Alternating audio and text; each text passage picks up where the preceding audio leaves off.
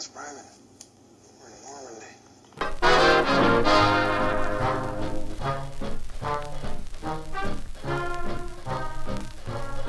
Welcome, everyone, to episode 56 of the We're Not Lost Private podcast. I'm your host, Joe Muccia, and I am very pleased to welcome to the pod Sam Wallace. Sam has agreed to take some time out of his busy schedule to discuss his new book, Lighting the Torch.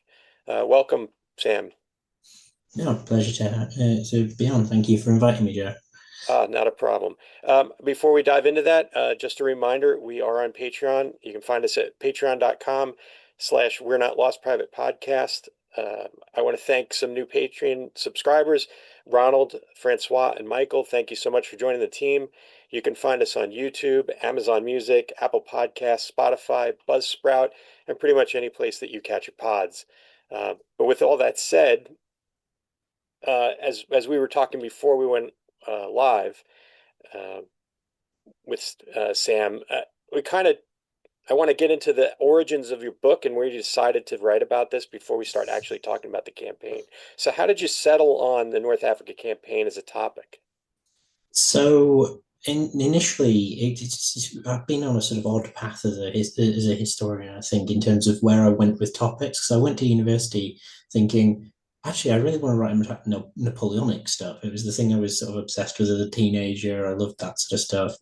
And then through various different mediums and encountering different scholars and stuff, I ended up on Second World War, was really big into armor. So I wrote my BA and MA on British armored doctrine and mechanization. So the process that starts in about 1925, where the British Army goes, well, actually, we should probably consider replacing all of our horses with vehicles at some point.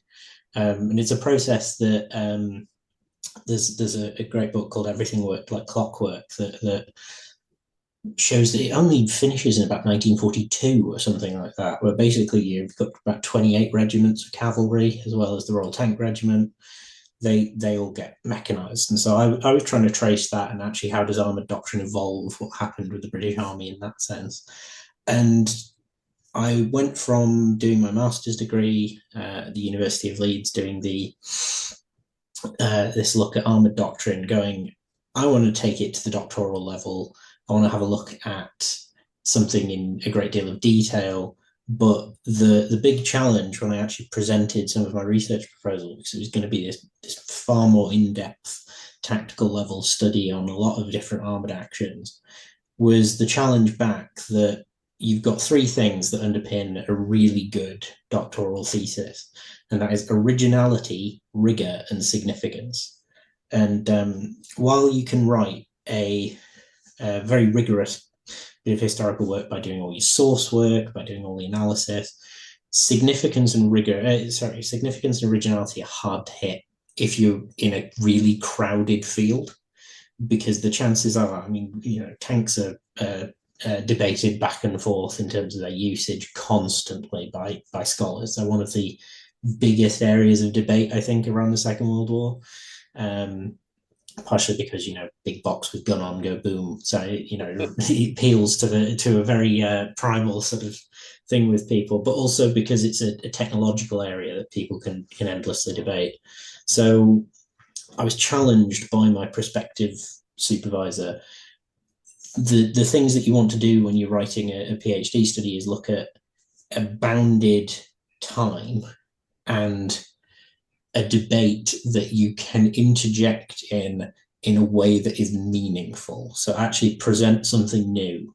And within the field of history, that's actually kind of difficult. There is no historical area under the sun really that hasn't been touched by another scholar. But if you find something that hasn't been, that isn't in the historical vogue or isn't being debated that heavily, you can do something with it. So he said, look at campaigns, look at and expand the idea, because what I looked at was sort of learning and cultural evolution and things like that. Take that and bring it wider. So the suggestion was look at a campaign and figure out a methodology around which you can look at that sort of same evolution without restricting it to such a narrow area as armored warfare. And one of the things from a few conversations with other peer scholars and stuff, and all my reading that had gone up that far, was that there's a curious sort of there's a curious sort of bifurcation point in Anglo-American histories of the Second World War, where we look at British histories have a tendency to look mostly at North Africa as 1940 to October 1942. So, the Italians invaded, they declare on the 10th of June 1940, they go bombing into Egypt, etc. And the narrative of the campaign pretty much ends in early November 1942, where Monty, at the Battle of El Alamein, manages to rout Rommel's forces. And that, comes with a Churchill quote, it's not the beginning of the end, it's the end of the beginning, etc., etc. And then we look at the other campaigns, we go, we sort of cruise over a little bit Sicily and Italy.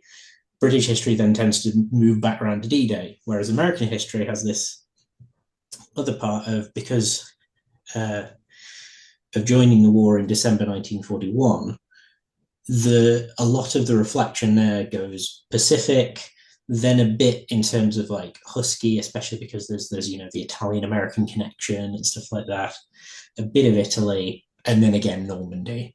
So there's this just break point right in the middle where we don't really pay that much attention to it, but you've got the campaign in Tunisia that sort of hinges these two things together, these two narratives of, the end of the beginning of the end, or what actually is the catalyst that moves us from one to the other. And was part of the argument that I presented in the thesis, but also was something that really came out of a lot of the reading that I was doing. So I then wrote my doctoral thesis looking at lessons learned. So how do Allied forces actually learn? So what is the process by which an army starts to grapple with an issue, figure out what's wrong with it, and learn from it? And did the campaign study from that end. And then the book was, how do I take this slimmed down, very academic study, take some of the bits that are less interesting out or rearrange it, and put back in all of the cool stuff that I'd had to take out to meet a word count. And so that's where the book came from, is that I went to finish my doctoral thesis, passed my Viva, and went to Hellion & Co. publishers and said, I want to write a book on this. And they said, great, have you got a manuscript? And I showed them the thesis, and they said, right, you need to do X, Y, and Z to adapt it. And, part of it was pure sort of bucket list. I want to write a book thing. But the other part was, I want to do something that can be read more widely, because doctoral theses, even ones like mine, which you can find on the internet through White Rose, they don't get a wide readership. So I wanted to actually make this more accessible, this campaign that people don't really talk about that much, and actually try and make it more widely known. Yeah, I would say that the historiography of that from 1940 to 1942 in North Africa is fairly well written about. Less so about after, although on the U.S. side, I will say it has been written about, because obviously for the Americans during that portion of the campaign, especially the early ones, and I'm sure you experienced this in your research in terms of stumbling across the information that has to do with how poorly they performed at multiple echelons, whether it was command and control, supply and logistics, or just how they adapted to the environment and ended up fighting. And I think it was Peter Caddick Adams who has foot stomped it early and often in many of his books, and he basically said the thing that the Germans failed to understand about the Americans, they were very quick learners. And I think, after they get, especially, and you had people at the, like Lloyd Friedendahl was definitely not the right commander for the Americans at the time. And he was also very much at odds with Orlando Ward, who was commanding the Second Armored Division. There were very distinct issues amongst the command and control for the Americans, and this also impacted their command and control relationship with the UK.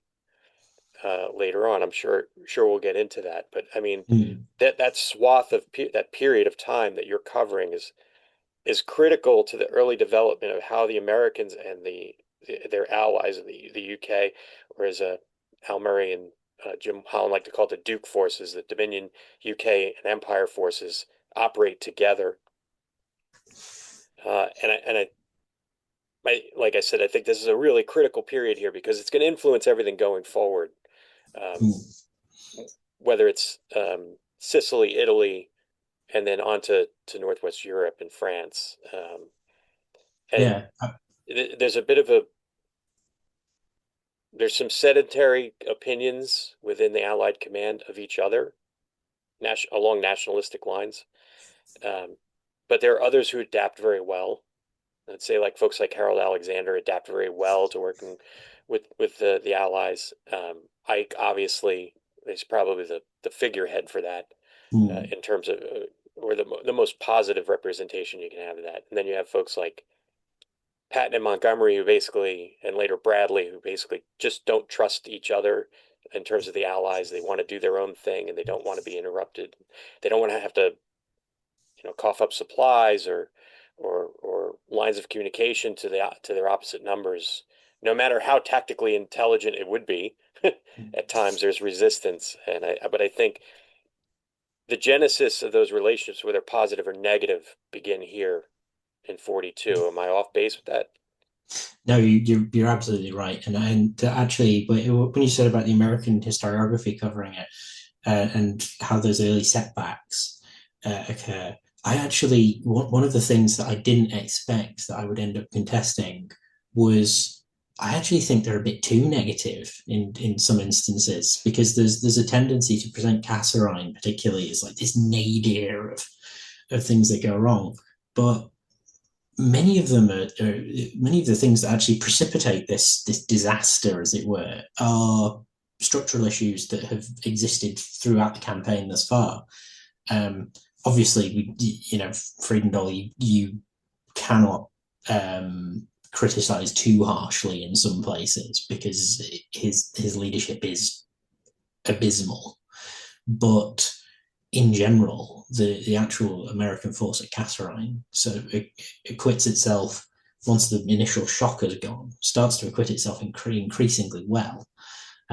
So it was quite striking for me, having had that built up in my head by other sort of readership that I'd had around the campaign early. I'm sorry to interrupt, but I did an episode on Sidi Bouzid too, the attack on Sidi Bouzid, and because obviously that predates Kasserine, and you show this series of setbacks, though, when you look at it in the broader scale, and that makes that recovery that you pointed out much more impressive. Yeah, to me, absolutely. It's the actions around things like Jebel al Hamra and Thala are significantly impressive. I'm actually, it was Colonel Alexander Stark, I think it was, who has like a battalion of engineers and manages to hold off the better part of a German division. Purely because he went and laid some mines. Yes, Stark kind of slips below the radar in terms of quality performers out there. He's not a big name, but if you go back and do your research as you obviously have, he's one of those folks that comes out of the Desert Campaign very, very well. He performs well, much better than some of his seniors, and gets a little short shrift, I think, over the course of time. Yeah, I ended up, and it partially ended up initially was because I'd seen so much criticism coming out of the American camp, but then I also saw it coming out of the British camp as well. It started out a little nationalist, and then it just became a sort of, why are you picking on this guy? And it was about General Anderson, because he's one of the few, and I got into this in my lit review because I had to go through a lot of things like Bradley's memoirs and stuff. The memoirs are vicious. Oh, but Anderson doesn't write one. because he's an intensely quiet, private individual. So he doesn't write one, which gives especially Bradley and Montgomery free reign to just cast him as atrocious, and it's completely undeserved. Yeah, I think he was a little bit indecisive at times, but overall he was definitely uh, adequate. Probably undersells his capabilities. He was a very good general. He was hamstrung at times by factors out of his control. Mm. And like you said, uh, these memoirs are written on very nationalistic lines, and yeah, they're completely unfair at times. Um, I don't tend to put a lot of stock in them, especially if they're written many years after the war. You kind of lose your perspective and your eye for detail on a lot of this stuff, and you kind of rely on other things that that color your perceptions. And so Yeah, those post-war memoirs just drive me crazy.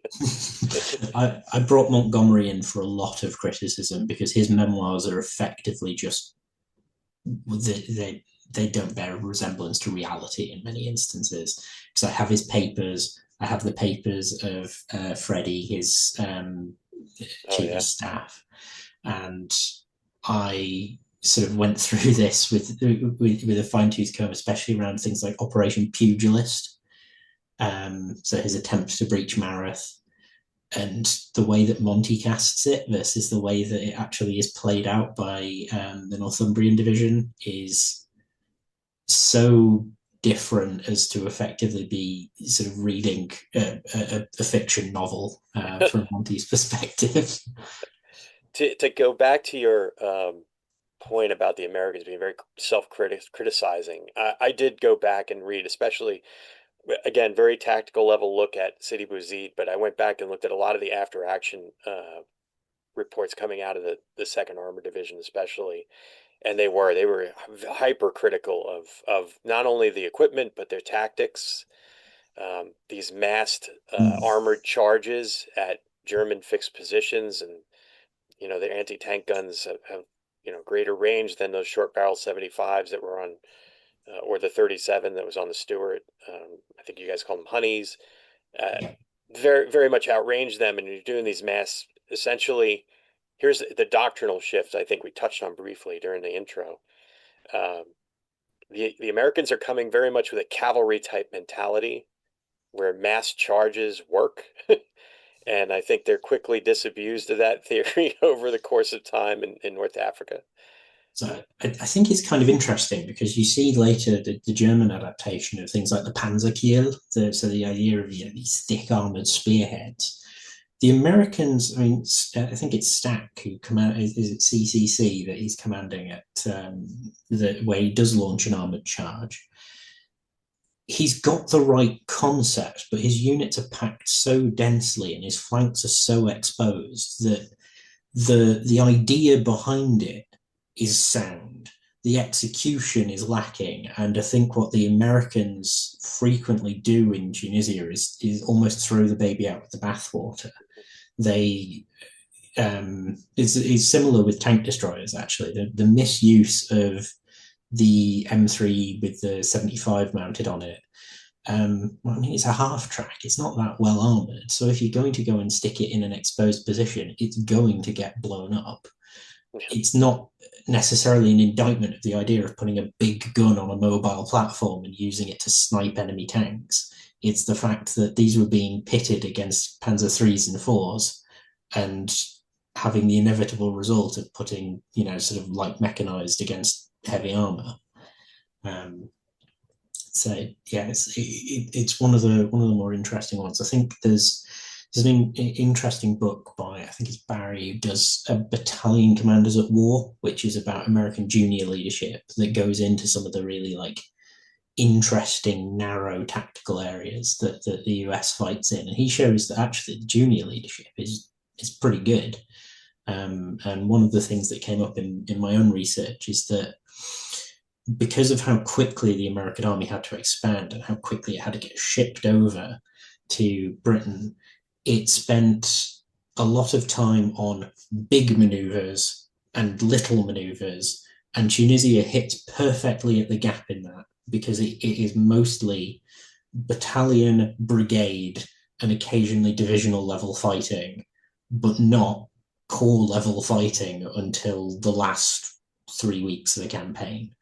And I so think the what's also, I'm sorry, sorry, oh, what's also interesting about that point you just made is we're not so far into the war for the Americans where attrition is affecting how manning occurs.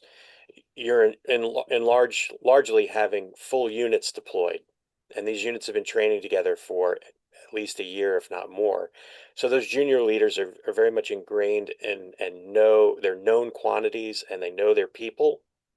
So there's a bit more ownership, unlike the individual replacement system that we see happening later in the war, especially into 44 and 40, late 44 and early 45, where it's essentially a meat grinder as they move across Western Europe, and you're just plugging people into holes into existing units.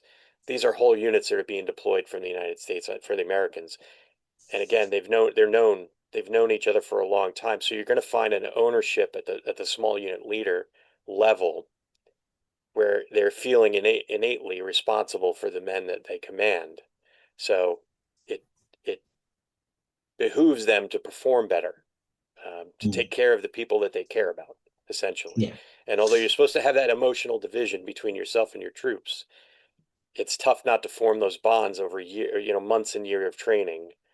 Um, so I think that there's a little bit of that. I mean, it's kind of a nebulous concept to talk about because there's no intrinsic data, empirical data you can fall on to show, other than length of time together in training before deployment, because it's more of an emotional trait um, that drives that.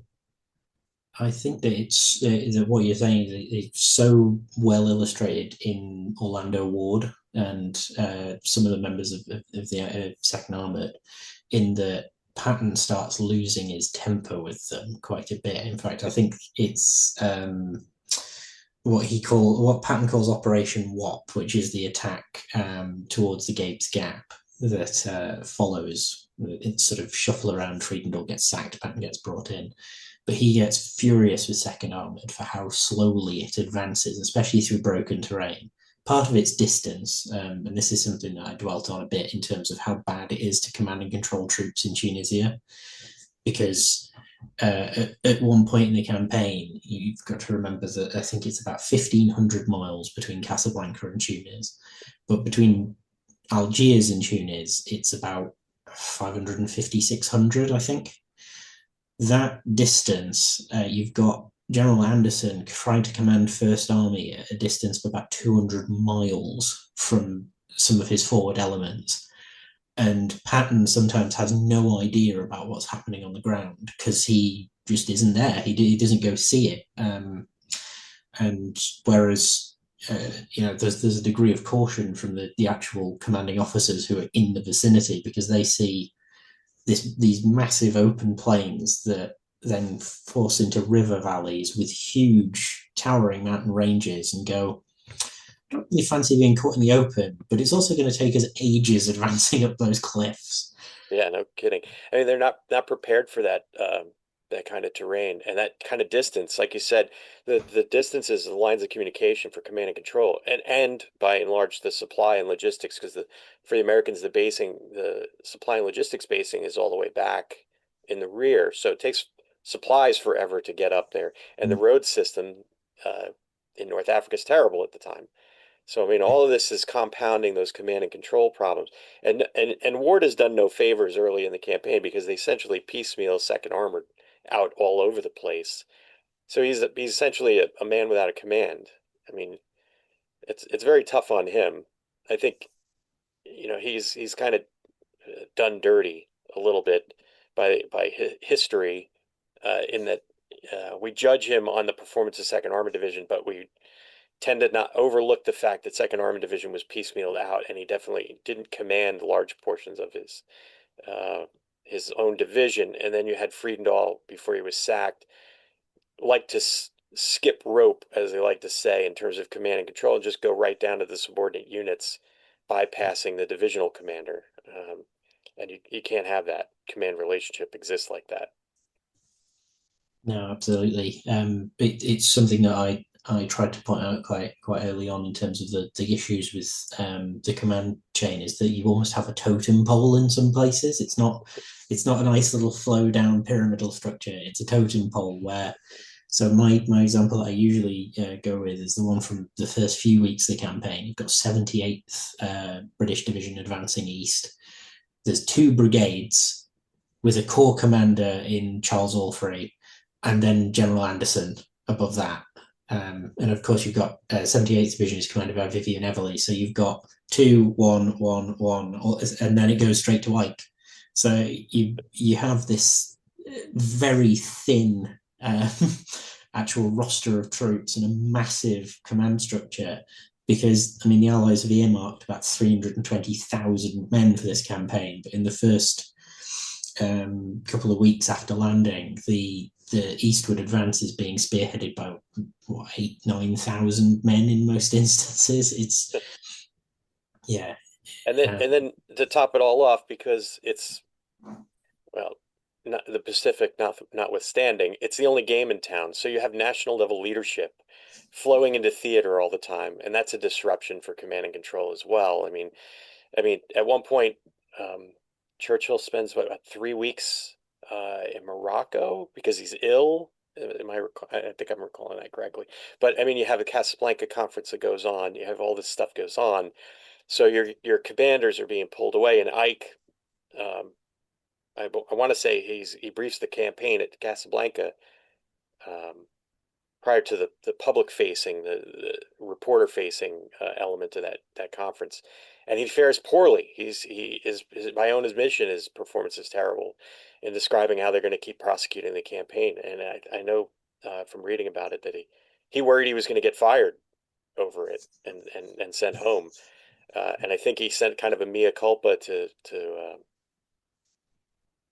back to Washington and basically said, yeah, if I gotta go, I gotta go, kind of thing. But I think they you know FDR and Churchill realized that Ike's strength of personality is and his strength of is not on the battlefield so much as he remains a classic organizer and somebody who can get all of the warring parties to operate together at least semi-harmoniously.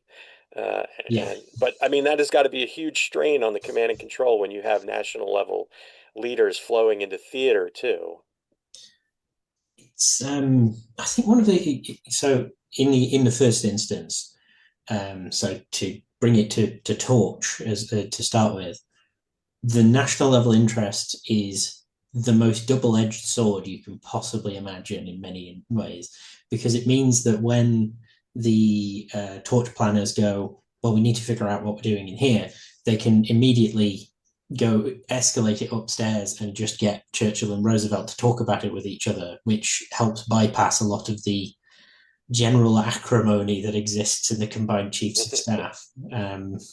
But the the downside to it, as you say, is that it also means that political considerations come in so quickly. I mean, Torch itself is meant to have been launched later October to try and influence the American elections. That and though the actual results of Torch don't really influence the elections that much at all, the idea of Second Front Now drove Roosevelt to make the commitment to Torch in the first place. And it then has a flow down effect of it's in the American it's in Eisenhower's official dispatch where he basically says, we're taught at the War College that for an amphibious operation we should get between 2 and 3 months to prepare. You gave us 1. We have achieved this in violation of all of the recognized principles and ordinances taught by the US War College, and we would be condemned by our instructors today if we had done this on exercise. Yeah, and not only that, they also shortchanged themselves in pre-assault reconnaissance, the negotiation efforts with the French. The Vichy French fails miserably for the most part, You have some instances where it does work out, but for the most part, they end up contesting the landings. And Mm. uh, I mean, an armored infantry battalion of the Second Armored Division is almost completely wiped out during one of the landings. I think it's at Iran. No, Iran. I think it's Iran.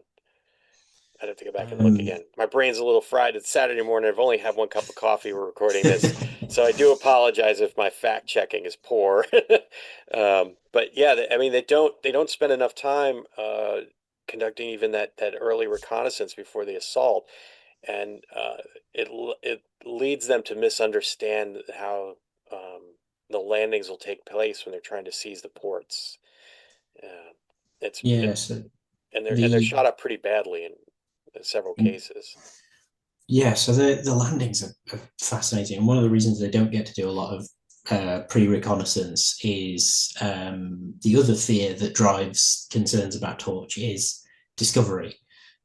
So you get the immense miracle that you've managed to coordinate about 500 ships to go from ports in Scotland and about 6 different ports on the east coast of America, 3,500 miles across the Atlantic and 1,500 from Britain to and not get spotted until you reach Gibraltar. Which is insane fact to me that in terms of logistical preparation. But the Allies are so concerned that they don't want the French to be prepared and dig in against the landings that they don't let submarines go in to do reconnaissance, which means that the chosen method for actually landing the troops, which is to drop some guys off in a folding kayak, get them to go on shore with lights and flares and other useful things to bring them in. Some of those people land in the wrong place, which is astounding. But it also means that for the Casablanca landing, which is insisted on, and going back to your point about political interference, the Casablanca landing is insisted on by US leadership partially to secure their supply lines, but also because the American sort of foreign office are more concerned about the reaction of Franco's Spain. Mm-hmm. Britain is almost certain that Franco just doesn't want to be involved. He's not interested in joining the war. It's why he asks for such high concessions from the Third Reich in order to secure their support, because he's playing for time, essentially. But as a result, about half of the Torch forces are front-loaded towards defending against Spanish intervention. So it's called Operation Backbone, which is the idea. It becomes Clark's command. I think it's Fifth Army that just stays in Morocco to watch the Spanish, and nothing comes of it. And eventually Clark's army just keeps getting stripped of reinforcements and supplies because the Tunisian front is eating them all. But in the first place, the campaign might have been over quicker if Clark had had his actual army moved east, or they'd landed further east. So it's an interesting counterfactual of what if the British had had their way and gone Oran, Algiers and Annaba or Bone or Philippeville further east, because they might have been able to forestall Axis intervention much easier. So yeah, the need to land at Casablanca, the lack of reconnaissance means, although it's understood the tidal conditions make it worse because it's on the Atlantic, it's not in the calmer Mediterranean. The Americans don't quite get just how difficult it is to land on some of these beaches. I mean, the description of them, that if you read Howe's story about Northwest Africa, he basically describes sort of like Omaha Beach almost. Like, it's got, some of the beaches at Casablanca have these bluffs behind them, these high hills that you have to clamber over to get out into the open. So it worsens the effect of the wind and the tides as well. So some of the American units suffer horrendous casualties in the landing at Fadala purely because of how they're executed. I think it's they take about 200 landing craft in at Fadala for about 4,000 people. They lose, I think it's well over 50% of them. Similarly, the Iran Center Task Force loses about, I think it's about 130 of their 260 landing craft. It's something, 160 of 347. I just checked my note there. Yeah, and this is going to affect their ability once the campaign is over to attack Sicily, because they have to wait for the landing craft to be built to support the operation. Uh, it's amazing that all these things are happening, and then also you have the infighting within the U.S. command, because you have Mark Clark, who at that time is an Ike favorite, and you have Patton, who hates Mark Clark. Part of the reason why they leave Clark and his command back in the rear is because Patton doesn't want him anywhere near the front near him, because they're both glory hounds. They both want the limelight, but Patton also knows if he's there, he won't have that body of troops to draw from if they do suffer casualties. I don't think he's too concerned about the casualties per se, but he has to know he needs his supply line secured. He needs the supply bases secured, and he needs a body pool eventually. And like you said, when the Americans are first committed into battle, they're really going through infantrymen like crazy. And they're having to strip other, nowadays we call them MOS, or military occupational specialties. You're having to strip folks from different specialties to fill in the gaps at times, which is Yeah. unfair to everybody involved. Trust me when I tell you that. When you're plugging in a guy who's a clerk typist into an infantry squad, nobody's happy about that arrangement. So it's very similar in the British forces. In fact, Anderson's statement in his dispatch at the end of the campaign says, while the armored specialists can say about how they're the future of warfare, the demand in this campaign was for infantry, and yet more infantry. To the point he has to make an apology to the Combined Operations Headquarters. So this is the command that Lord Louis Mountbatten has, which is for commando raids, because he is keeping 1st Commando, 6th Commando, and elements of the 1st Paratrooper Brigade as frontline grunt infantry. So these highly selected special forces troops. Yeah, he's taking these exquisitely trained men who are specialized in their missions and their employment, and I'm not saying wasting, but we see this in Holland in September and October and early into November of '44, when the British First Airborne has already been pulled out, what's left of them, but you still have the 82nd Airborne and the 101st Airborne manning the line, and are basically being attrited down. You're taking these airborne forces who are made for a specific mission, and you're plugging them in there because you simply don't have the reserves. And it happens again in the Bulge when the attack comes, and they have to fill in the gaps in the lines with their only strategic reserve, which are the 82nd Airborne and the 101st Airborne and the 17th Airborne, U.S. Airborne. And the 82nd and the 101st are still recovering from combat operations in Holland. So, I mean, it's very tough to sit there and say these are exquisitely trained troops. They have a very specific mission. You can't use them for this, but then you're lacking forces, and you need these reinforcements, and they are the only troops at hand. And sometimes it ends up happening that they are employed improperly. But yeah, I mean, we see that happen quite a bit across the timeline of World War II with the Allied, that they just have to plug these units in because that's all they have. I think one of the things that's interesting about that is counterpoint something that I made in the book, because I look at the Axis side in purely as a comparison. I will freely admit I am only partially fluent at best in German, and I can't speak Italian. So I've read mostly translated reports, and I did benefit from having a supervisor who was German himself. So he helped coach me through some of it. But the point I was going to make is that the reason that we sort of focus on this use of special forces in the Allies in the line as being a terrible thing is because it's an exigency. It's something that the Allies feel that they have to do in a desperation situation. And because most of the time, if things were going well, you wouldn't have to, because you've got enough regular infantry, you've got sufficiency of line divisions that you don't have to plug gaps with whatever comes available.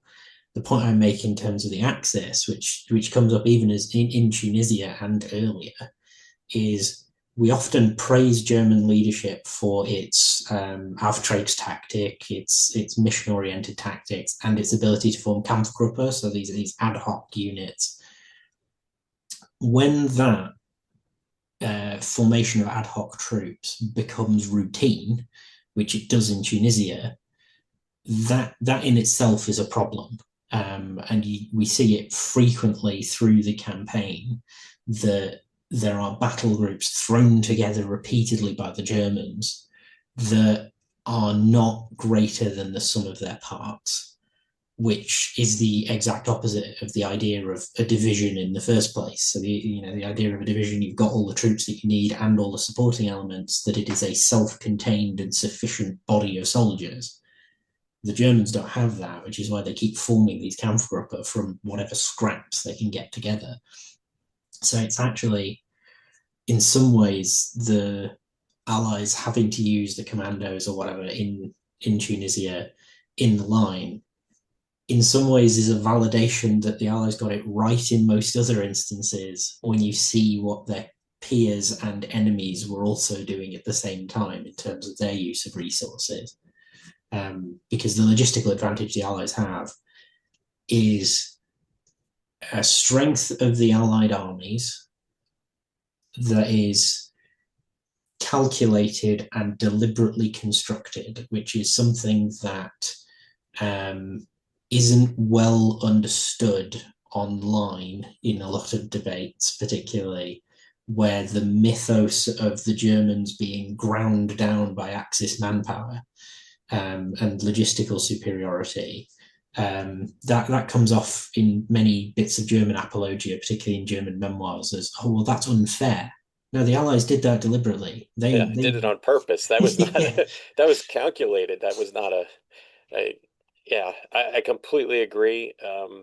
The in extremis use of those forces, like a lot of times you found, I'm sure you found in your research that these conf groups, like you said, were put together because that's all they had, and they had to scramble them together to for command and control purposes, really. But when you look at a deliberate effort like the CCA and B and R that are used in the armored divisions of the United States Army, those are deliberately built. They're essentially conf groups. When you think about how they're constructed, they have armored infantry, they have artillery, they have armor, they have engineers. They're built, they're purpose built. Yeah. They're not scrambled together with ad hoc units that just happen to be, oh, this unit's been shot up and that unit's decimated. We'll just take those all together and throw them in, and we'll name the conf group after whoever the senior officer is, and let it go. It's much more, like you said, deliberate on the Allied side when we do it. But yes, Yeah. I definitely tend to agree with you. The mobilization of the American manufacturing base was definitely calculated. And not only that, they knew, because of Lend-Lease early on, that we were not only going to be supplying U.S. forces, but we were going to be supplying the U.K., the Russians. And I think, we can't underestimate the Russian front impact on North Africa for the Germans, too. I mean, by his own admission, Rommel was always screaming for reinforcements. And their supply lines were very tenuous. And I made a note of this when I did my Sidi Bouzid episode, in that the Germans had this great capability in that recovering not only their own equipment off the battlefield, but Allied equipment off the battlefield, and they're repurposing it for themselves because they had to. Yeah. Not because that was part of their doctrine. That was because they needed to, because things that they lost were irreplaceable. Things that the Allies lost were replaceable. One of the things that I found actually really amusing when I got to it, when I read, because you read it through an Allied logistical report, and it's like, here's the standard things we want pulled forward from the depots. We want this much ammunition pulled forward, we want rations pulled forward. Some of this you'll send as a routine, but here's the things that we're missing that we desperately need. Send us those. Rommel's list, purely in terms of motor transport, he is asking for spares for 300 types of motor transport. Not 300 trucks, 300 different types of motor vehicle, because his forces are such an atrocious patchwork that he can't actually keep them functioning. I think the statement that he makes is about 30% are fully functional and maybe another 20% are roadworthy, but the others have to be grounded because, you know, some of them are French trucks and some of them are Italian trucks and some of them are Czech trucks that we liberated from Bohemia, and we don't actually have have anything.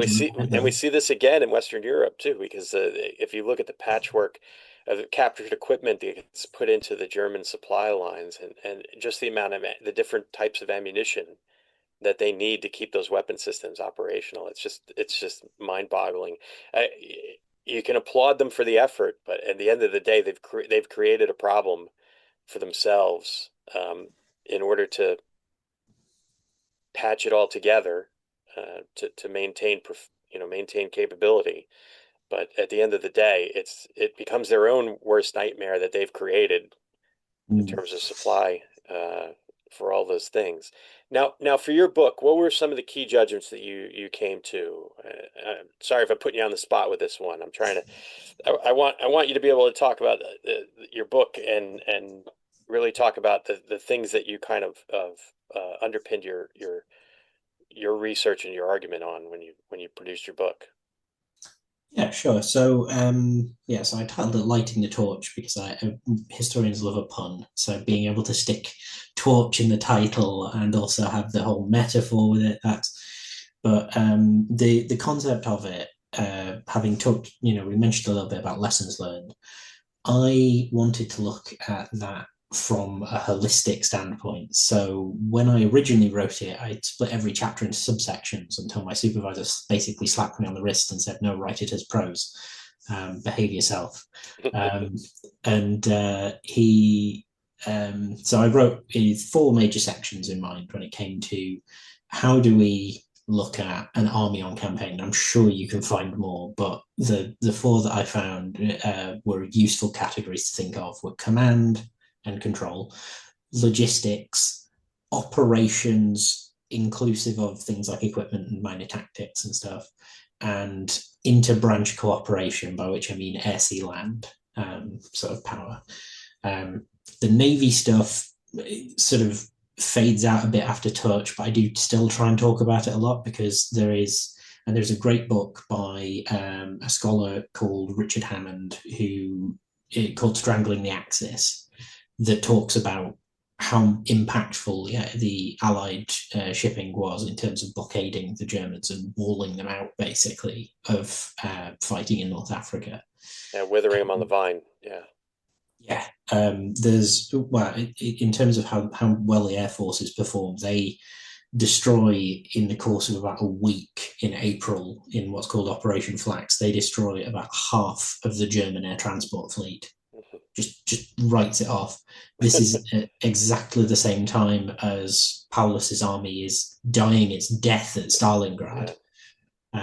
So by forcing first the Axis to start using those air transports and demolishing them, they've ripped a capability out of their hands. So it's split into those 4 sections, and then I periodized the campaign in a way that almost seemed organic, because having read quite a lot of different dispatches and different books and how they write it, I was like, well, nobody seems to have systematized it, but I see it as these 5 sections, which was torch, because the amphibious operation in and of itself up to the 13th of November and the Darlan deal, etc., is crucially important. Then there's a little overlap, and then you go to Christmas, or rather the end of 1942, which is called the Rush on Tunis, where the Allies are scrambling after taking Algiers, get men on the road and get them to Tunis as fast as possible and stop the Axis. The irony being that the Axis are already in Tunis by the time they're on the road. It's a small force, but the Axis rush units across at a rate that Allied planners drastically underestimated. And again, it's that German ability to scramble forces together, because the Kampfgruppe they're using it's the rags and ends until they start shipping full units across. But it's enough to stop a brigade group in commandeered buses from driving down the highway to Tunis. So following that, we then have what I called sparring along the dorsals, which is January through to the Battle of Kasserine. And then a sort of overlap again through the end of the Battle of Kasserine. So the end of February through to the end of April, or rather through March into April, and then the last run, which is just the end of the Axis in Africa.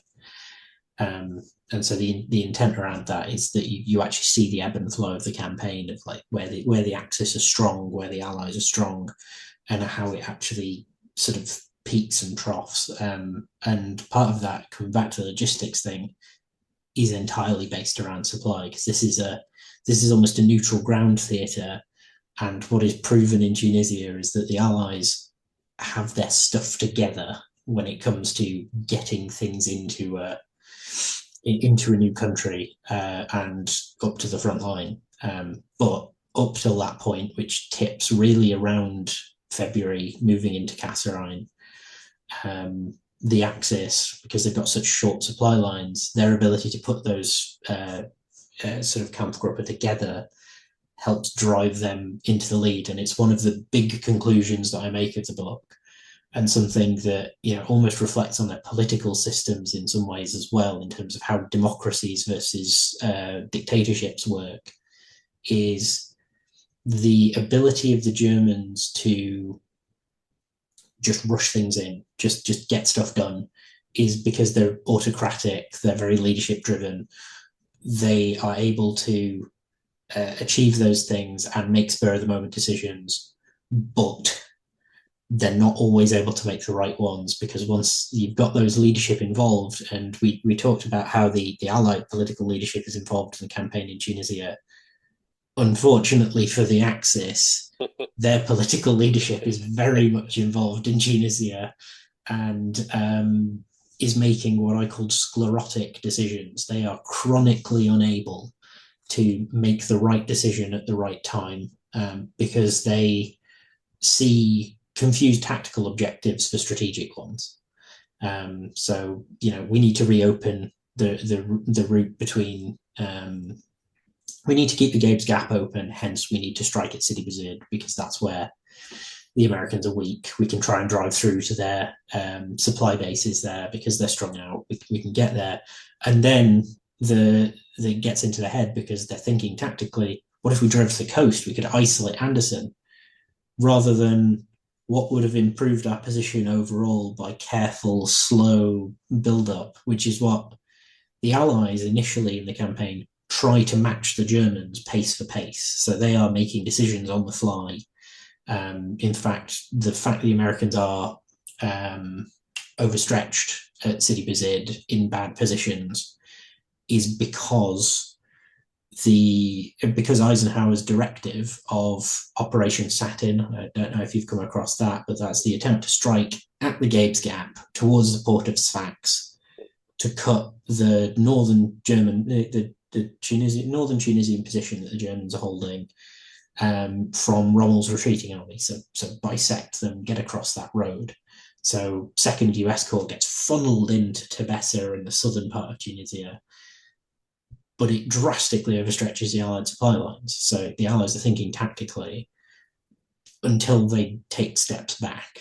And sort of what I try to indicate is that the Allies often, initially, while they assess the symptom as being the problem, they eventually start to understand what the real root of their problems in Tunisia are and take drastic steps to overcome them. And I had a methodology around this, which, with your background, you may have heard, which is called the OODA loop. Mm-hmm, the OODA loop, yep. Yeah. So observe, orient, decide, act. Love it as a simplistic model. And I think it actually, in terms of, because John Boyd wanted to apply it to decision making. I think it actually works a lot better when it comes to learning in some ways, because you note that something's going wrong, you figure out what the problem underlying it is, you decide on a course of action, you in place it, and that's what the book reflects on in some instances. So the Allies, for instance, struggle, if we focus on command, for instance, have issues of, we're 200 miles from the front line, how do we exercise command and control over all of this? The answer that Ike comes up with initially, although it's not successful, which prompts another loop, is, okay, I'm going to send Lucien Truscott to operate a forward command post so that he can keep an eye on Anderson. Anderson can move forward to be with his troops, but I don't have to leave Algiers. Doesn't work particularly well. Lucien Truscott says that it's basically like a sorting office, like he felt like a postmaster, which he's just routing things, like, yeah, exactly. Because he's not senior to General Anderson, so he's not exactly able to command him. So yeah, he's put in a terrible position, actually. Yeah, I feel a lot for Lucien Truscott, because he comes off quite well in the campaign, and he's also a personal favorite. His division, the 3rd Division, and then he takes the corps. And yeah, I have a lot of a soft spot for Lucien Truscott. Yeah, he was one of the ones that felt like he had a fair hand with everybody around him. Almost Ernest Harman was a little more foul-mouthed, but similar sort of. There seemed like there was a body just below the frontline set of senior commanders the Americans have that seem like they're willing to just get on with it and work with their allies and such. But then you've got Friedendahl at the top, and then Patton, but. Yeah, just a toxic cocktail there. Yeah, exactly. So what happens once you've done these sort of forward command posts, once you've looked at, can we bring units into Army Reserve so that we've got greater flexibility? How do we solve some of these command issues? Why don't we have unified frontline command? Well, that's because Ike is the unifier and he is in Algiers. Yeah, it's too far back to unify. Yeah, exactly. He's a unifying symbol, but he's not exactly able to slap Friedendahl on the wrist and say, "Listen to Anderson for once, please." Yeah, he's not present there to see the day-to-day operations and the incompatibility of the way the command relationships are laid out. And that incompatibility obviously has a lot to do with personality, but I mean, he's not there day to day, and if you don't have the pulse on what's going on, how can you make changes, even micro changes, that will make a difference?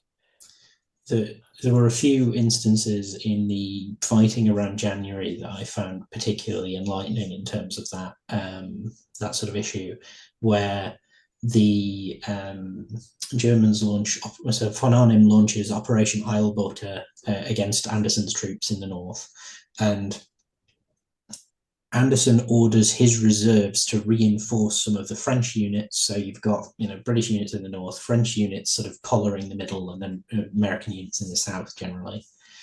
The French units being pressured because they don't have anti-armor weapons.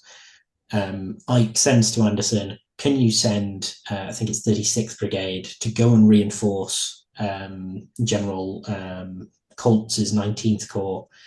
And Anderson replies, yeah, I did that 2 days ago. Like,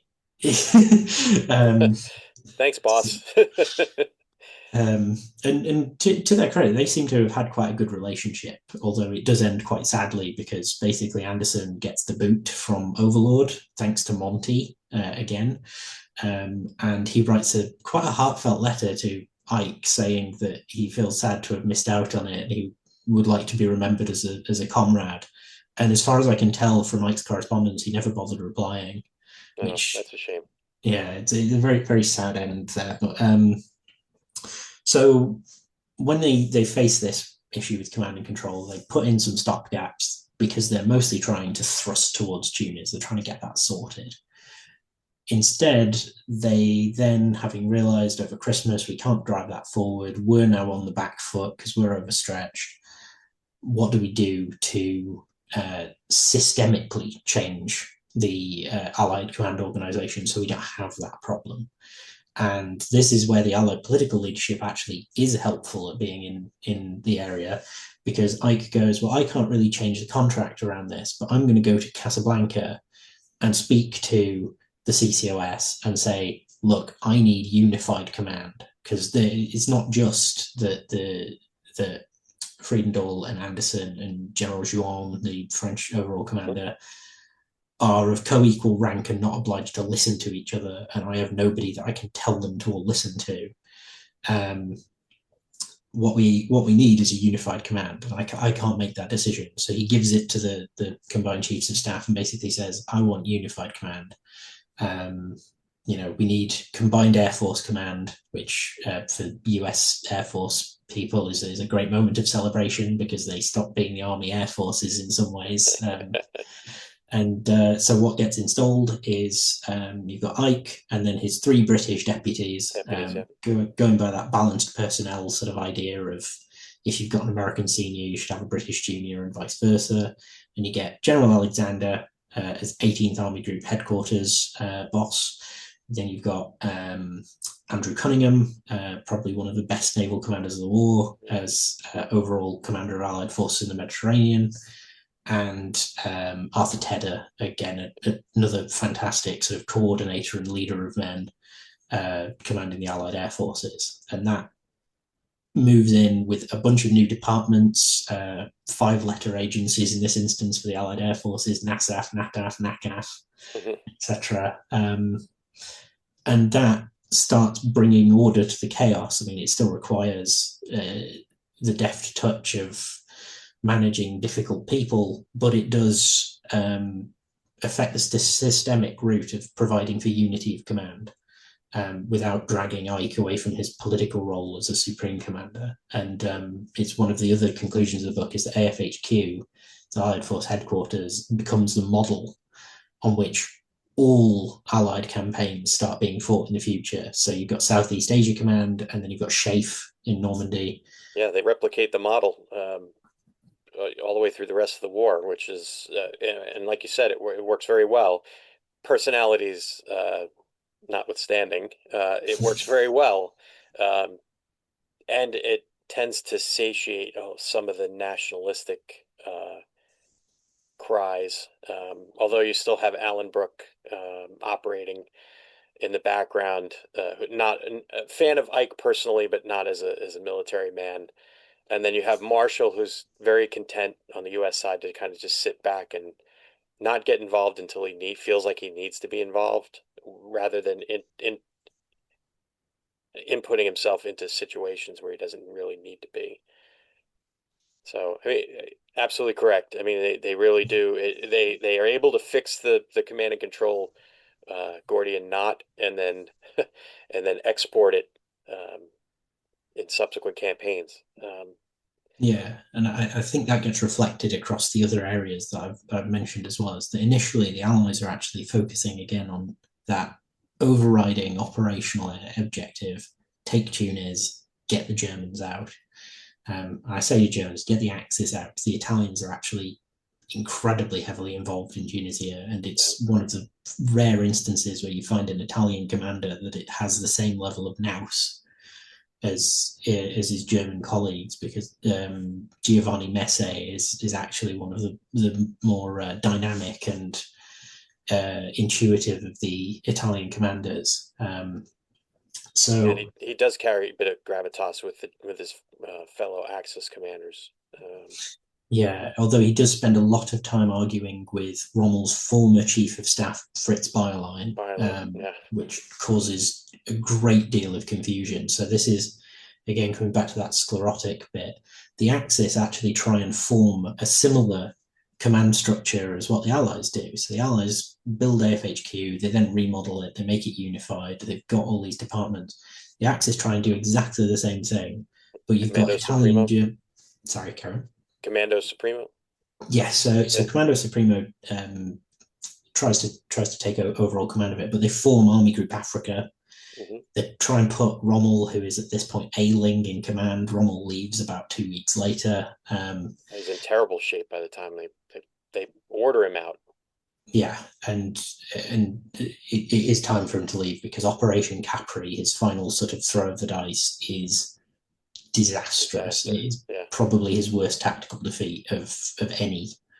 And so they form a combined command there. They try and form combined command within the operational headquarters back in Italy. But Obi Sud and Commando Supremo, although they agree Commando Supremo is in charge, that doesn't stop Kesselring from issuing orders to his troops anyway. So there's a fight between him, Vittorio Ambrosio, who's head of the Commando Supremo, and then eventually just, Hitler and Mussolini decide they want to put their thumb on the scales as well. And it ends with the forces in theatre ignoring their political chiefs, which, while some of us sometimes reflect on campaigns and go, it would be a good idea to ignore our political chiefs. In this instance, it just causes more friction because kind of like what you were saying about how the American units initially, they're quite proprietorial about their units. So Ward loves his force in Second Armored. The empire building that goes on in the Axis far outstrips that in terms of, well, I need to keep my assets to myself, which leads to things like Goering cancelling air transport trips because he doesn't want to risk his air transports, whereas the Commando Supremo and Obi Sud are saying, we've got 200,000 men sitting Cut in off. Tunisia. Running out of supplies, and they're going to have to surrender if they don't get resupplied. And Goering's Exactly. like, "Hey, the last time I sent out my air transport forces in force, they got savaged. So, Yeah. not a good look for them." And then, like you said, you start to see the increasing role of Hitler in the decision making at the operational and tactical level, and this continues throughout the rest of the war, and only to the Germans' detriment. Yeah, so he decides, I think it's during the Battle of Kasserine, he actually decides where 21st Panzer Division should be sent. And he tells Rommel, this is where you should deploy it. And Rommel says, but I don't want to send it there because it's not going to have any beneficial effect. But he has to because it's Hitler holds over Rommel's head and over von Arnim's eventually the dispatch of the Panzer Division Hermann Goring. He says, I'm not going to send those out if you don't do what I tell you to. So he basically jeopardizes his own forces' Blackmailing them chances. to Yeah. to do what he wants them to do in order, and you're dangling the carrot of more forces to them, which they desperately need. I mean, that's no way for the command relationship to exist, especially from the But national level command down to the operational level. it's so striking because the one of the opposite ones and one of the best anecdotes that I read out of, I think it was Bedell Smith's biography, was that they send out to Washington after the Casablanca conference. They basically say, can we get a special convoy sent over? We know there are convoy restrictions. Can you send this list of supplies, mostly armor, because we need to refit this stuff. We also need to provide the French with up-to-date weapons so that they can actually resist. Because French forces, they often get overlooked. They're actually, from the Allied training organization's point of view, probably the best trained units that the Allies have, because that's all they've been doing while they've been demobilized, and they've got very strong morale. But what they don't have is anti-tank guns, which is why von Arnim repeatedly hammers them with panzer divisions. So they send to Washington, can we get this convoy sent out? And they get the message back from, I'm trying to remember who it is, the Somerville, that's it. They get a message back from Brown v. Somerville saying, they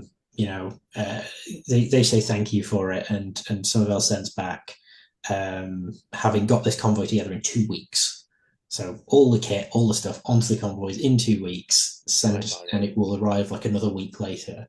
And he says, we're happy to oblige, but can you give us a bit more warning if you need the White House shipped over as well? Well played. Well, Sam, this has been very enlightening. I'm sure it was for me, and I feel like I have a pretty good feel of the North Africa campaign. I'm sure for my listeners, it's been very enlightening as well. For those of you who are interested in picking up Lighting the Torch, I'll have links for you in the pod description. Feel free to do so. I highly recommend it. Obviously, Sam is well read on this, and he's done his research, uh, and I feel like it's going to be a brilliant contribution to the historiography of the North African campaign. Any last words, Sam? No, it's just been a pleasure to have this conversation, and thank you so much for having me on. Yeah, thanks for taking time out of your schedule again. I really appreciate it. No problem at all. Bye, everyone.